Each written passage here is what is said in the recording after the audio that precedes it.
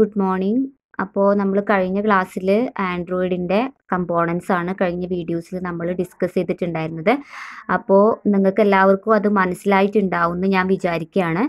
Next നമ്മൾ ഇന്ന് പറയാനായിട്ട് പോണത് എങ്ങനെയാണ് നമ്മളൊരു എൻഡ് യൂസർ ആപ്ലിക്കേഷൻ നമ്മൾ ഉണ്ടാക്കുന്നത്. നമ്മൾ ഒരു ആൻഡ്രോയിഡ് ആപ്ലിക്കേഷൻ നമ്മൾ ഉണ്ടാക്കുമ്പോൾ നമ്മൾ എന്തൊക്കെ കോമ്പോണൻസ് ആണ് മെയിനായിട്ട് വേണ്ടത് നമ്മുടെ സിസ്റ്റത്തിൽ എന്നുള്ള കാര്യമാണ് നമ്മളിവിടെ പറയാനായിട്ട് പോണത്. അപ്പം developing and end user application with Android SDK, ആൻഡ്രോയിഡിൻ്റെ ഡെവലപ്മെൻറ്റ് കിറ്റ് കൂടാതെ നമ്മൾ വേറെ എന്തൊക്കെ കാര്യങ്ങളാണ് നമ്മളൊരു എൻഡ് യൂസർ ആപ്ലിക്കേഷൻ ഉണ്ടാക്കുമ്പോൾ വേണ്ടത് എന്നാണ് നമ്മൾ പറയാനായിട്ട് പോണത്. ഇന്ന് നമ്മളതാണ് ഡിസ്കസ് ചെയ്യുന്നത് കേട്ടോ.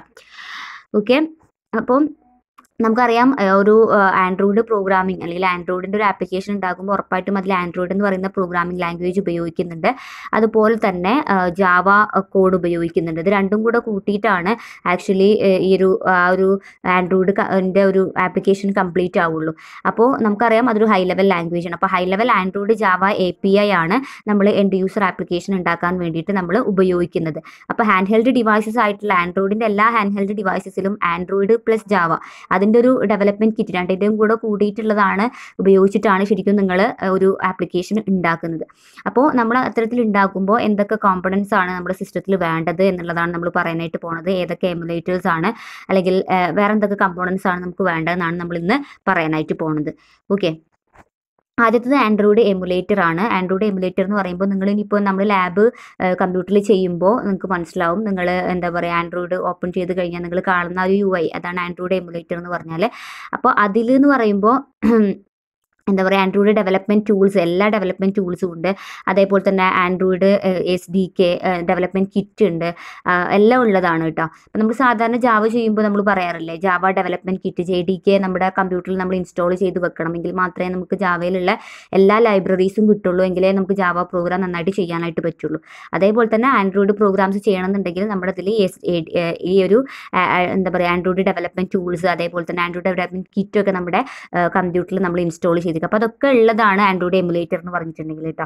അതുകൂടാതെ ഇത് നമുക്ക് നല്ലൊരു IDE, അതായത് ഒരു ഇൻ്റഗ്രേറ്റഡ് ഡെവലപ്മെൻറ്റ് എൻവിറോൺമെൻറ്റ് നമുക്ക് പ്രൊവൈഡ് ചെയ്ത് തരുന്നുണ്ട്. വളരെ യൂസർ ഫ്രണ്ട്ലി ആയിട്ടുള്ള ഒരു ഏരിയ നമുക്ക് പ്രൊവൈഡ് ചെയ്ത് തരുന്നുണ്ട്. അവിടെയാണ് നമ്മൾ കോഡ് എഴുതുന്നത്, അതേപോലെ ഡിസൈനിങ് ചെയ്യുന്നത്, ഡെവലപ്പ് ചെയ്യുന്നത്, അതേപോലെ ഡീബഗ് ചെയ്യുന്നത്, ടെസ്റ്റ് ചെയ്യുന്നത് ഒക്കെ നമ്മൾ ആ ഒരു IDEയിലാണ്. വളരെ യൂസർ ഫ്രണ്ട്ലി ആയിട്ടുള്ള ഒരു IDE നമുക്ക് പ്രൊവൈഡ് ചെയ്ത് തരുന്നുണ്ട്.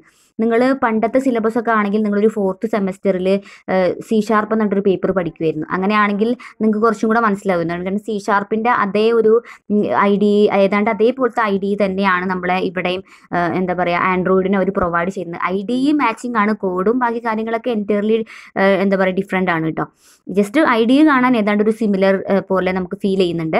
അതേപോലെ തന്നെ അങ്ങനെ നമുക്ക് എന്താ പറയുക ആ ഒരു IDEയിൽ നമുക്ക് കോഡ് എഴുതി ഡിസൈൻ ചെയ്തിട്ട് നമുക്ക് റൺ ചെയ്യാം. അല്ല എന്നുണ്ടെങ്കിൽ നമുക്ക് എന്ത് ചെയ്യാൻ പറ്റും, എന്താ പറയുക ഈ ADT ഇല്ലാതെ, അതായത് ആൻഡ്രോയിഡ് ഡെവലപ്മെൻറ്റ് ടൂൾസ് ഇല്ലാതെ നമുക്ക് എന്ത് ചെയ്യാൻ പറ്റും, കമൻറ്റ് ലൈനായിട്ടും നമുക്കിങ്ങനെ കമൻറ്റ് ചെയ്തല്ലോ, അതായത് കമൻറ്റ് പ്രോംപ്റ്റ് ഇല്ല ബ്ലാക്ക് വിൻഡോ, അവിടെ നിങ്ങൾ കോഡ് എഴുതിയിട്ടും നിങ്ങൾക്ക് ടെസ്റ്റ് ചെയ്യാം, ഡീബഗ് ചെയ്യാം, അങ്ങനെയും ചെയ്യാം. പക്ഷേ നമ്മളെപ്പോഴും ഈ ഒരു IDE ആണ്, കാരണം നമുക്കതാണ് യൂസർ ഫ്രണ്ട്ലി ആയിട്ടുള്ളത്. നല്ല പക്ക ഡെവലപ്പേഴ്സ്, അല്ലാതെ ഭയങ്കര എന്താ പറയുക അതിലൊക്കെ അത്യാവശ്യം നല്ല ഡീപ്പായിട്ട് ആൻഡ്രോയിഡ് അറിയുന്ന ആളുകൾക്കൊക്കെ ശരിക്കും ഈ IDE വേണമെന്നില്ല. സാധാരണ അവർക്ക് ടെർമിനൽസ് കമാൻഡ് ലൈൻ ടൂൾസ് വെച്ചിട്ട് നമുക്ക് ഇതേപോലെ തന്നെ ഇതേ ഔട്ട്കം തന്നെ ജനറേറ്റ് ചെയ്യാനായിട്ട് പറ്റും. പിന്നെ ഈ ഒരു ആൻഡ്രോയിഡ് എമുലേറ്ററിൻ്റെ ഏറ്റവും വലിയ പ്രത്യേകത എന്താണെന്ന് വെച്ചാൽ നിങ്ങളിത് ലാബ് ചെയ്യുമ്പോൾ മനസ്സിലാവും, അതിൽ ഒരു വെർച്വൽ ആയിട്ടുള്ള ഒരു ഡിവൈസ് കൂടെ, ഒരു മൊബൈൽ ഡിവൈസ് കൂടെ അതിൽ ഇൻസ്റ്റാൾ ചെയ്തിട്ടുണ്ട്. അപ്പോൾ നമുക്ക് റൺ ചെയ്യണമെന്നുണ്ടെങ്കിൽ, നമ്മൾ ആൻഡ്രോയിഡ് പ്രോഗ്രാം റൺ ചെയ്യണമെന്നുണ്ടെങ്കിൽ നമ്മൾ ആദ്യമൊക്കെ പണ്ട്, അതായത് ഇതിപ്പോൾ ആൻഡ്രോയിഡ് നിങ്ങൾക്ക് ഇറങ്ങിയിട്ട് ഇപ്പോൾ സിലബസ് ഇറങ്ങിയിട്ടൊരു 3 വർഷമായിട്ടുള്ളൂ. അപ്പോൾ അത് ഫസ്റ്റ് ഇയറിലൊക്കെ നമ്മൾ ചെയ്തിരുന്നത് എന്താ വെച്ചാൽ ഇത് ഈ ഒരു സിസ്റ്റത്തിൽ നമ്മൾ ആൻഡ്രോയിഡ് ഫോൺ കണക്ട് ചെയ്തിട്ട് അല്ലെങ്കിൽ IP കോൺഫിഗർ ചെയ്തിട്ടൊക്കെയാണ് നമ്മൾ റൺ ചെയ്തിരുന്നത്. ഇപ്പോൾ അത് ചെയ്യേണ്ട കാര്യമില്ല, കാരണം ഇൻബിൽഡ് ആയിട്ട് അതിൽ അങ്ങനെ കൊടുത്തിട്ടുണ്ട് ഈ IDEയിൽ. അപ്പോൾ അതുകൊണ്ട് നമുക്ക് സിസ്റ്റത്തിൽ തന്നെ റൺ ചെയ്യാനായിട്ട് പറ്റുന്നുണ്ട്. ഓക്കെ, അതുകൂടാതെ ഒരു എക്സ്ട്രാ ടെക്നോളജി ഉപയോഗിക്കുന്നുണ്ട്. ഞാൻ പറഞ്ഞില്ല QEMU എന്നിട്ട് ഒരു ടെക്നോളജി ഉപയോഗിക്കുന്നുണ്ട്. ഇത്തരത്തിൽ നമ്മുടെ എന്താ പറയുക പ്രോസസ്സിങ് ഈസിയസ്റ്റ് ആക്കാൻ വേണ്ടിയിട്ടാണ്. ഞാനിപ്പോൾ പറഞ്ഞില്ലേ ഇത്തരത്തിലെ ടെക്നോളജീസ് ഒക്കെ വരുന്നത് കൊണ്ടാണ് നമുക്ക് സിസ്റ്റത്തിൽ തന്നെ നമുക്ക് എന്ത് ചെയ്യാൻ പറ്റുക, നമ്മളുടെ ഔട്ട്പുട്ടുകൾ സിസ്റ്റത്തിൽ തന്നെ ജനറേറ്റ് ചെയ്യാം. നമുക്ക് വേറെ ഒരു മൊബൈൽ ഒരു ഹാൻഡ് ഹെൽഡ് ഡിവൈസിൽ ഡിപ്പെൻഡ് ചെയ്യേണ്ട ഒരു അവസ്ഥ ഇന്ന് നമുക്കില്ല.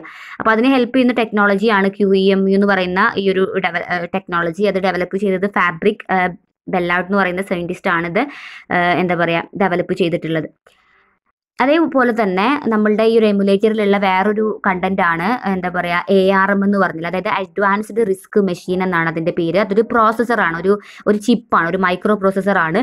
ആ മൈക്രോ പ്രോസസ്സർ നിങ്ങൾ നെറ്റ്വർക്ക് ഒക്കെ പഠിക്കുമല്ലോ, എന്താ പറയുക reduced instruction set computers, CISC ഒക്കെ നിങ്ങൾ പഠിച്ചിട്ടുണ്ട്. അപ്പോൾ അതിൽ അത്തരത്തിലുള്ള റെഡ്യൂസ്ഡ് ഇൻസ്ട്രക്ഷൻ സെറ്റ് കമ്പ്യൂട്ടർ, അതായത് റിസ്ക് ടെക്നോളജിയുള്ള ഒരു മൈക്രോ പ്രോസസ്സർ ആർക്കിടെക്ചറാണ് ആക്ച്വലി ARM എന്ന് പറഞ്ഞാൽ. ARMന്റെ full definition advanced RISC machine എന്നാണ്. 32 ബിറ്റ് ഒരു പ്രോസസ്സറാണ്. ഈ ഒരു പ്രോസസ്സർ നമ്മൾ ഉപയോഗിക്കുന്ന എല്ലാ മൊബൈൽ ഫോണിലും ഉണ്ട്, എല്ലാ ഹാൻഡ് ഹെൽഡ് ഡിവൈസസിലും ഇൻബിൽഡ് ആയിട്ടുള്ള ഒരു പ്രോസസ്സറാണിത്. ഇത് എന്താ പറയുക, ഇതുണ്ടെങ്കിൽ മാത്രമേ നമുക്കൊരു ആൻഡ്രോയിഡ് എന്താ പറയുക OS നമ്മളുടെ സിസ്റ്റത്തിലായാലും അതേപോലെ തന്നെ ഫോണിലായാലും റൺ ചെയ്യാനായിട്ട് പറ്റുള്ളൂ. അപ്പോൾ അതുകൂടെ എമുലേറ്ററിൻ്റെ ഒരു ഭാഗമായിട്ട് ഉണ്ട്. അപ്പോൾ എമുലേറ്ററിൻ്റെ ഭാഗമായിട്ട് IDEയും അതേപോലെ തന്നെ ഈ ഒരു എന്താ പറയുക ARMും അതേപോലെ തന്നെ QEMU ഇതൊക്കെ എല്ലാം കൂടെ കൂടിയതാണ് ആക്ച്വലി എമുലേറ്റർ എന്ന് പറഞ്ഞാൽ. കൂടാതെ അതിൽ ADT SDK എല്ലാം ഉണ്ട്. അതുകൊണ്ട് തന്നെ നമുക്ക് ഓൾമോസ്റ്റ് എല്ലാ ലൈബ്രറീസും അവൈലബിൾ ആണ്. നമുക്ക് ഓൾ കൈൻഡ് ഓഫ് എന്താ പറയുക കോഡിങ് കാര്യങ്ങളൊക്കെ നമുക്ക് അതിൽ ചെയ്യാനായിട്ട് പറ്റും. ദെൻ ARM നമ്മൾ വൈഡായിട്ട് നമ്മൾ യൂസ് ചെയ്യും, നമ്മൾ പറഞ്ഞു എന്താ പറയുക വൈഡ്ലി നമ്മൾ ഹാൻഡ് ഹെൽഡ് ആയിട്ടുള്ള അല്ലെങ്കിൽ ഇതുപോലെ എന്താ പറയുക എംബഡഡ് ആയിട്ടുള്ള ഇലക്ട്രോണിക്സ് ഐറ്റംസിലൊക്കെ നമ്മൾ ഈ ഒരു ARM എന്ന് പറയുന്ന ചിപ്പ് ഉപയോഗിക്കുന്നുണ്ട്. അടുത്തത് ആൻഡ്രോയിഡ് UI ആണ്. ഇപ്പോൾ നിങ്ങളിപ്പോൾ പ്രോജക്റ്റ് ചെയ്യാൻ പോവുകയാണ്, നമ്മൾ പറഞ്ഞ തീം എന്ന് പറയുന്നത് ആൻഡ്രോയിഡ് പോർഷൻ ഉണ്ടായിരിക്കും, അതേപോലെ തന്നെ വെബ് പോർഷൻ ഉണ്ടായിരിക്കും അല്ലേ. അപ്പോൾ ഈ ഒരു ആൻഡ്രോയിഡ് പോർഷനിൽ നിങ്ങൾക്കറിയാം, നിങ്ങൾക്ക് ഒരു ഐഡിയ ഉണ്ടല്ലോ നമ്മൾ ഉപയോഗിക്കേണ്ട ആപ്ലിക്കേഷനിൽ എന്തൊക്കെ വേണം. ആദ്യം തന്നെ വരുമ്പോൾ ഒരു ലോഗിൻ സെഷൻ വേണം, അല്ലാണ്ടെങ്കിൽ നമ്മൾ സൈനപ്പ് വേണം അല്ലേ. അപ്പോൾ അവിടെ ഒരുപാട് കൺട്രോൾസ് നിങ്ങൾ ഉപയോഗിക്കുന്നുണ്ട്. എന്തൊക്കെയാണ് കൺട്രോൾസ്? സാധാരണ text box, label box, buttons, radio buttons, check box, അങ്ങനെയുള്ള മെനൂസ്, സബ് മെനൂസ്, അങ്ങനെ കുറേ സംഭവങ്ങൾ നമ്മൾ ഉപയോഗിക്കുന്നുണ്ട്.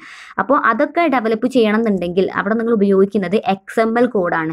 ഓക്കെ, അപ്പോൾ ആദ്യം തന്നെ നിങ്ങൾ എന്താ പറയുക ഇത്തരത്തിൽ ആൻഡ്രോയിഡ് ആയിട്ടുള്ള ഒരു യൂസർ ഇന്റർഫേസ് നിങ്ങൾ ഉണ്ടാക്കണമെന്നുണ്ടെങ്കിൽ ആദ്യം നിങ്ങൾ എന്താ പറയുക XML ഫയൽസിനെ നിങ്ങൾ ഡിക്ലെയർ ചെയ്യണം.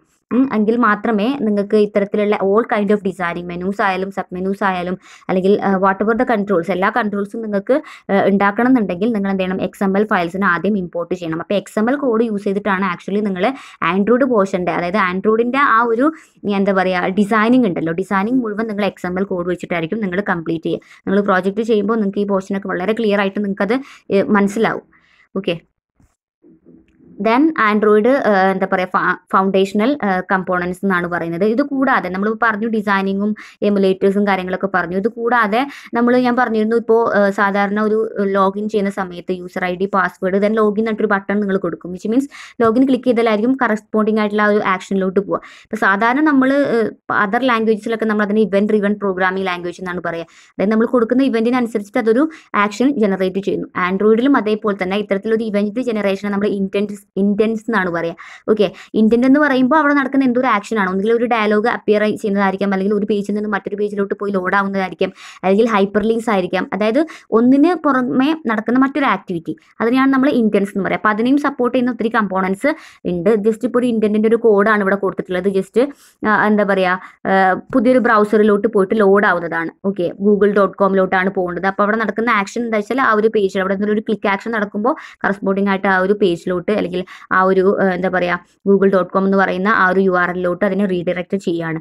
അപ്പോൾ ഇതിനാണ് ഇൻറ്റൻസ് എന്ന് പറയുക. ഇത്തരത്തിലുള്ള ഇൻറ്റൻസ് ഒക്കെ നമുക്ക് എന്ത് ചെയ്യാൻ പറ്റുന്നുണ്ട്, ഇതിൽ ക്രിയേറ്റ് ചെയ്യാനായിട്ട് പറ്റുന്നുണ്ട്.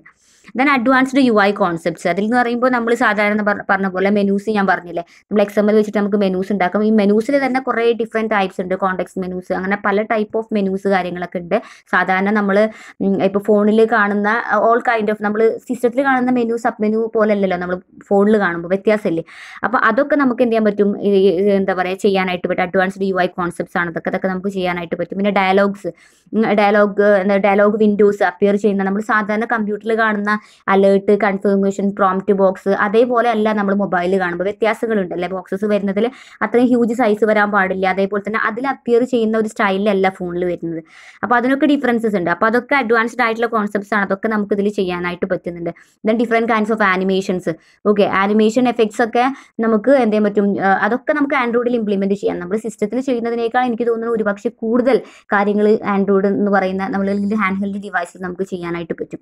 അപ്പോൾ അതിനൊക്കെ സപ്പോർട്ട് ചെയ്യുന്ന ഒരുപാട് ലൈബ്രറീസും ഒരുപാട് കാര്യങ്ങളും നമുക്ക് എന്ത് പ്രൊവൈഡ് ചെയ്ത് തരുന്നുണ്ട്, ആൻഡ്രോയിഡ് പ്രൊവൈഡ് ചെയ്ത് തരുന്നുണ്ട്. ഓക്കെ, അപ്പോൾ അതാണ് നമുക്ക് ഇന്ന് ഡിസ്കസ് ചെയ്തിട്ടുണ്ടായിരുന്നത്. അപ്പോൾ ഈ ഒരു മൊഡ്യൂളിൽ എന്ന് പറഞ്ഞാൽ വളരെ ബേസിക് ആയിട്ടുള്ള കാര്യങ്ങൾ മാത്രമേ ഉള്ളൂ. ഇനി ഞാൻ അടുത്ത ക്ലാസ്സിൽ എടുക്കാൻ പോകുന്നത് എങ്ങനെയാണ് ആൻഡ്രോയിഡ് നമ്മൾ കമ്പ്യൂട്ടറിൽ ഇൻസ്റ്റാൾ ചെയ്യുക എന്നുള്ളതാണ്. ഇൻസ്റ്റാളേഷൻ കാര്യങ്ങളൊക്കെയാണ്. അപ്പോൾ ജസ്റ്റ് ഇങ്ങനെ വായിച്ച് നമുക്ക് മനസ്സിലാക്കി പോകാവുന്ന കാര്യങ്ങളെ ഫസ്റ്റ് മൊഡ്യൂൾ നമുക്ക് പഠിക്കാനായിട്ടുള്ളൂ കേട്ടോ. അപ്പോൾ ഇന്നെടുത്ത വീഡിയോ നന്നായിട്ട് വായിച്ചു നോക്കി നിങ്ങൾ ലെക്ചർ നോട്ട് എഴുതുക. Thank you.